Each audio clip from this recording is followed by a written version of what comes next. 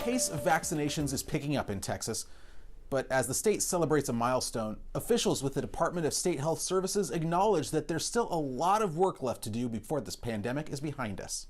With this afternoon's update, we will report more than 2 million doses administered, and that is a remarkable accomplishment, and it means that nearly 1 out of every 13 Texans at least 16 years of age has had a vaccine. But more importantly, for those Texans 65 and older, that's more than 1 out of every 6 Texans over 65 have received a COVID-19 vaccine. And so that's a huge, huge win for us here in the state. But the good news is that every week we get additional shipments of vaccine, and we will see an increase in the number of doses coming to the state here next week. Our reoccurring allocation of first doses will go up from about 333,000 for this week to about 385,000 for next week. And what we've been told is that we should expect that level of vaccine to continue over the next few weeks. But ultimately, it's never certain until we actually get the allocation numbers from our federal partners.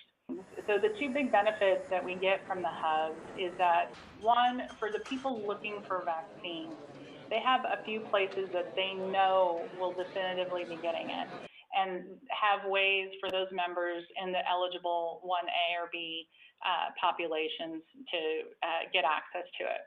And they don't have to go and look for, dozens of providers every single week in order to find vaccines. Now, in looking forward, the past 3 weeks we have been, the past weeks 5, 6, and 7, we have added hubs.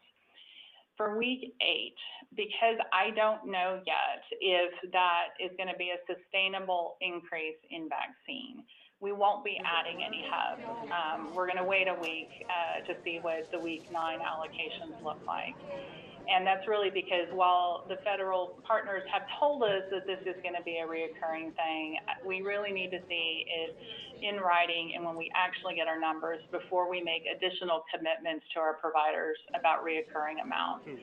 I want to just say a couple of things about distributing vaccine equitably, because we know that that's been talked about quite a bit. It is absolutely a priority for our expert vaccine allocation panel. It is absolutely a priority for us here at the Department of State Health Services. And for me personally, it is a priority. And so not only equitably distribution across the state, but also within the cities, counties, and particularly in areas that are typically underserved by the healthcare system. We have 2 million doses administered and 1 in 6 65 and older having received their first dose. We have made a really strong start here in Texas getting folks vaccinated and taking critical steps to ending the pandemic. But we still have a way to go, and we'll get there together.